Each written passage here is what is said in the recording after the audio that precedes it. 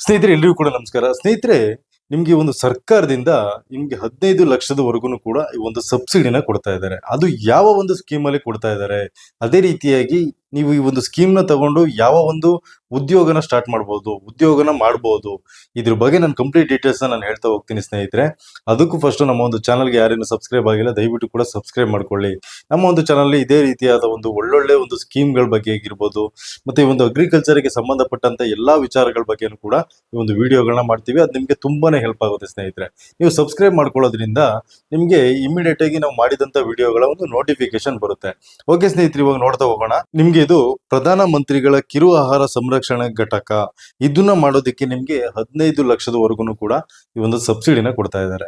ಈ ಒಂದು ಸಬ್ಸಿಡಿಯಲ್ಲಿ ನಿಮ್ಗೆ 6 ಲಕ್ಷ ಈ ಒಂದು ಕೇಂದ್ರ ಸರ್ಕಾರದಿಂದ ಕೊಡ್ತಾ ಇರುವಂತದ್ದು, ಮತ್ತೆ ಈ ಒಂದು 9 ಲಕ್ಷದವರೆಗೂ ಕೂಡ ಈ ಒಂದು ರಾಜ್ಯ ಸರ್ಕಾರದಿಂದ ಕೊಡ್ತಾ ಇರುವಂತದ್ದು. ಈ ಒಂದು ಆಹಾರ ಏನಿದೆಯಲ್ವಾ, ಈ ಒಂದು ನೀವು ಬೆಳೆದಂತ ಬೆಳೆಗಳನ್ನ ನೇರವಾಗಿ ಮಾರಾಟ ಮಾಡೋದ್ರ ಬದಲಿಗೆ ಉತ್ಪನ್ನಗಳನ್ನು ಸಂರಕ್ಷಣೆ ಮಾಡಿ ತಮ್ಮದೇ ಆದಂತ ಒಂದು ಸ್ವಂತ ಬ್ರ್ಯಾಂಡ್ ನ ಮಾಡೋದಿಕ್ಕೆ, ಈ ಒಂದು ಸ್ವಂತ ಬ್ರ್ಯಾಂಡ್ ನ ಮಾಡಿ ನೀವು ಅದನ್ನ ಮಾರುಕಟ್ಟೆಗೆ ಬಿಡುಗಡೆನ ಮಾಡಬಹುದು. ಈ ರೀತಿಯಾಗಿ ಮಾಡೋದಿಕ್ಕೆ ಯಾರಿಗೆಲ್ಲ ಆಸಕ್ತಿ ಇದೆ ಅಂತವರು ಇದಕ್ಕೆ ಅರ್ಜಿನ ಹಾಕಿ ಈ ಒಂದು 15 ಲಕ್ಷದವರೆಗೂ ಕೂಡ ಸಬ್ಸಿಡಿನ ತಗೋಬಹುದು. ಇನ್ನ ಅದನ್ನ ಸಂರಕ್ಷಣೆ ಮಾಡುವಂತ ಒಂದು ಘಟಕನ ಮಾಡಿದ ನಂತರದಲ್ಲಿ ಆ ಒಂದು ಘಟಕದ ವೆಚ್ಚ ಏನಿರುತ್ತಲ್ವಾ, ಆ ಒಂದು ಘಟಕದ ವೆಚ್ಚ ಆಲ್ಮೋಸ್ಟ್ ನಿಮಗೆ ಒಂದು 30 ಲಕ್ಷದವರೆಗೂ ಹೋಗ್ಬೋದು, ಅಥವಾ ಒಂದು 20 ಲಕ್ಷದವರೆಗೂ ಹೋಗ್ಬೋದು. ಆ ಒಂದು 20 ಲಕ್ಷ ಇದ್ದಂತ ಸಂದರ್ಭಗಳಲ್ಲಿ ನೀವು 15 ಲಕ್ಷದವರೆಗೂ ಕೂಡ ಸಬ್ಸಿಡಿನ ತಗೊಂಡು ಇನ್ನು 5 ಲಕ್ಷ ನೀವು ಸಾಲನ ಮಾಡಬೇಕಾಗುತ್ತೆ. ಈ ಒಂದು ಬ್ಯಾಂಕ್ಗಳಲ್ಲಿ ಸಾಲನ ಮಾಡಿದ್ರೆ ಆ ಒಂದು ಬ್ಯಾಂಕಲ್ಲಿ ಸಾಲ ಮಾಡಿದಂತ ಸಾಲಕ್ಕೆ ನಿಮ್ಗೆ ಕಡಿಮೆ ಒಂದು ಬಡ್ಡಿ ದರದಲ್ಲಿ ನಿಮ್ಗೆ ಈ ಒಂದು ಲೋನ್ ಸಿಗುವಂತದ್ದು, ಆ ಒಂದು ಲೋನ್ ಕೂಡ ನೀವು ಕಟ್ಕೊಳ್ತಾ ಹೋಗ್ಬೋದು. ಅದೇ ರೀತಿಯಾಗಿ ಈ ಒಂದು ಸ್ಕೀಮ್ ಏನಿದೆಯಲ್ವಾ, ಇದು ಒಂದು ಒಳ್ಳೆಯ ಒಂದು ಉದ್ಯೋಗ ಸೃಷ್ಟಿ ಮಾಡುವಂತ ಒಂದು ಸ್ಕೀಮ್ ಅಂತಾನೆ ಹೇಳ್ಬೋದು ಸ್ನೇಹಿತರೆ. ಅಂದ್ರೆ ತುಂಬಾ ಜನರಿಗೆ ಇವಾಗ ಉದ್ಯೋಗದ ಒಂದು ಕೊರತೆ ಇರೋದ್ರಿಂದ ತುಂಬಾ ಒಂದು ಉದ್ಯೋಗನ ಮಾಡೋದಿಕ್ಕೆ ಈ ಒಂದು ಸರ್ಕಾರದಿಂದ ಈ ರೀತಿಯಾದ ಒಂದು ಸ್ಕೀಮ್ಗಳನ್ನೆಲ್ಲ ತಗೋಬರ್ತಾ ಇರೋದು. ಅದೇ ರೀತಿಯಾಗಿ ಸ್ನೇಹಿತರೆ, ಇದಕ್ಕೆ ಅರ್ಜಿ ಹಾಕೋದಕ್ಕೆ ಏನೆಲ್ಲ ಅರ್ಹತೆಗಳು ಬೇಕಾಗುತ್ತೆ ಅಂತ ನೋಡೋದಾದ್ರೆ, ಮೊದಲನೇದಾಗಿ 18 ವರ್ಷ ಮೇಲ್ಪಟ್ಟವರು ಇದಕ್ಕೆ ಅರ್ಜಿನ ಹಾಕ್ಬೋದು.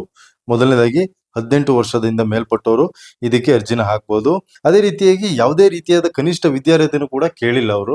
ಯಾವುದೇ ರೀತಿಯ ನೀವು ಓದಿಲ್ಲ ಅಂದ್ರೂ ಪರವಾಗಿಲ್ಲ, ಇದಕ್ಕೆ ಅರ್ಜಿನ ಹಾಕ್ಬೋದು. ಅದೇ ರೀತಿಯಾಗಿ ಅರ್ಜಿ ಎಲ್ಲಿ ಸಲ್ಲಿಸಬೇಕಂತ ನೋಡೋದಾದ್ರೆ, ನಿಮ್ಮ ಒಂದು ಹತ್ತಿರದ ಕೃಷಿ ಮತ್ತು ತೋಟಗಾರಿಕೆ ಇಲಾಖೆಯ ಕಚೇರಿಯನ್ನು ಭೇಟಿ ಮಾಡಿ, ಅಥವಾ ನೀವು ಆನ್ಲೈನ್ ನಲ್ಲಿ ಕೂಡ ಅರ್ಜಿನ ಸಲ್ಲಿಸ್ತೀನಿ ಅನ್ನೋದಾದ್ರೆ pmfme.mofpi.gov.in ಗೆ ನೀವು ಈ ಒಂದು ವೆಬ್ಸೈಟ್ಗೆ ವಿಸಿಟ್ ಮಾಡಿ ಅಲ್ಲಿ ಕೂಡ ನೀವು ಅರ್ಜಿನ ಸಲ್ಲಿಸಬಹುದು. ಆನ್ಲೈನ್ ಅಲ್ಲಿ ಸಲ್ಲಿಸ್ತೀನಿ ಅಂತಂದ್ರೆ ಸ್ನೇಹಿತರೆ. ಓಕೆ, ನಿಮ್ಗೆ ಇದ್ರ ಬಗ್ಗೆ ಕಂಪ್ಲೀಟ್ ಡೀಟೇಲ್ಸ್ ಅರ್ಥ ಆಯ್ತು ಅಂತ ಅನ್ಕೊಳ್ತೀನಿ. ಅದೇ ರೀತಿಯಾಗಿ ಇದಕ್ಕೆ ಅರ್ಜಿ ಸಲ್ಲಿಸೋದಕ್ಕೆ ಏನೆಲ್ಲ ದಾಖಲಾತಿಗಳು ಬೇಕಾಗುತ್ತೆ ಅಂತ ನೋಡೋದಾದ್ರೆ, ಮೊದಲನೇದಾಗಿ ಆಧಾರ್ ಕಾರ್ಡ್ ಬೇಕಾಗುತ್ತೆ, ನಂತರ ಪಾನ್ ಕಾರ್ಡ್ ಬೇಕಾಗುತ್ತೆ, ರೇಷನ್ ಕಾರ್ಡ್ ಬೇಕಾಗುತ್ತೆ, ಮತ್ತೆ ವಿದ್ಯುತ್ ಬಿಲ್ ಬೇಕಾಗುತ್ತೆ, ಅಂದ್ರೆ ನಿಮ್ಮ ಒಂದು ಕರೆಂಟ್ ಬಿಲ್ ಬೇಕಾಗುತ್ತೆ. ನಂತರ ಇಂದಿನ 6 ತಿಂಗಳ ಬ್ಯಾಂಕ್ ಸ್ಟೇಟ್ಮೆಂಟ್ ಕೂಡ ಬೇಕಾಗುತ್ತೆ. ನಿಮ್ಮ ಒಂದು 6 ತಿಂಗಳ ಒಂದು ಬ್ಯಾಂಕ್ ಸ್ಟೇಟ್ಮೆಂಟ್ ಕೂಡ ಬೇಕಾಗುತ್ತೆ. ಉದ್ಯಮ ನಡೆಸುವ ಸ್ಥಳದ ಬಾಡಿಗೆ ಒಪ್ಪಂದದ ಪತ್ರ, ನೀವೇನಾದ್ರೂ ಕೂಡ ಈ ಒಂದು ಉದ್ದಿಮೆನ ಮಾಡ್ತೀನಿ ಅನ್ನೋದಾದ್ರೆ ಈ ಒಂದು ಬಾಡಿಗೆ ಒಪ್ಪಂದದ ಒಂದು ಪತ್ರನೂ ಕೂಡ ಬೇಕಾಗುತ್ತೆ. ಬಾಡಿಗೆ ತಗೊಳ್ತಾ ಇದ್ದೀರಾ, ಆ ಒಂದು ಲೀಸ್ಗೆ ತಗೊಳ್ತಾ ಇದ್ದೀರಾ, ಅಥವಾ ನಿಮ್ಮ ಒಂದು ಸ್ವಂತ ಜಾಗನ, ಇದ್ರ ಬಗ್ಗೆ ಒಂದು ಒಪ್ಪಂದದ ಒಂದು ಪತ್ರ ಬೇಕಾಗುತ್ತೆ. ಯಂತ್ರೋಪಕರಣಗಳ ಕೊಟೇಶನ್ ಕೂಡ ಬೇಕಾಗುತ್ತೆ. ಯಂತ್ರೋಪಕರಣಗಳನ್ನ ನೀವು ಏನೇನು ಪರ್ಚೇಸ್ ಮಾಡ್ತಾ ಇದ್ದೀರಾ ಅದರ ಒಂದು ಕೊಟೇಶನ್ಗಳು ಕೂಡ ಬೇಕಾಗುತ್ತೆ. ಮತ್ತೆ ನಂತರ ಪಂಚಾಯತ್ ಪರವಾನಗಿ ಪತ್ರ, ಈ ಒಂದು ಪಂಚಾಯತಿಂದ ಏನಾದ್ರೂ ಕೂಡ ಈ ಒಂದು ಲೈಸೆನ್ಸ್ ಗಳನ್ನ ತಗೊಂಡಿದ್ದೀರಾ ಅದ್ರ ಒಂದು ಪತ್ರನೂ ಕೂಡ ಬೇಕಾಗುತ್ತೆ. ಇಷ್ಟು ದಾಖಲಾತಿಗಳು ಕೂಡ ನಿಮ್ಮ ಹತ್ರ ಇರ್ಬೇಕಾಗುತ್ತೆ. ಅದಾದ ನಂತರದಲ್ಲಿ ನೀವು ಆಫ್ಲೈನ್ ಅಲ್ಲಿ ಕೂಡ ಅರ್ಜಿನ ಹಾಕ್ಬೋದು, ಆನ್ಲೈನ್ ಅಲ್ಲಿ ಕೂಡ ಅರ್ಜಿನ ಹಾಕ್ಬೋದು. ಓಕೆ ಸ್ನೇಹಿತರೆ, ಇದ್ರ ಬಗ್ಗೆ ನಿಮ್ಗೆ ಕಂಪ್ಲೀಟ್ ಆಗಿ ಅರ್ಥ ಆಯ್ತು ಅಂತ ಅನ್ಕೊಳ್ತೀನಿ. ದಯವಿಟ್ಟು ಕೂಡ ಅರ್ಥ ಆಗಿದ್ರೆ ನಮ್ಮ ಒಂದು ಚಾನಲ್ಗೆ ಒಂದು ಸಬ್ಸ್ಕ್ರೈಬ್ ಮಾಡ್ಕೊಳ್ಳಿ. ಹಾಗೇನೆ ಈ ಒಂದು ವಿಡಿಯೋ ಇಷ್ಟ ಆಗಿದ್ರೆ ದಯವಿಟ್ಟು ಕೂಡ ಒಂದು ಲೈಕ್ ಮಾಡಿ ಅಂತ ಹೇಳ್ತಾ ಈ ಒಂದು ವಿಡಿಯೋನಲ್ಲಿ ಮುಗಿಸ್ತಾ ಇದ್ದೀವಿ.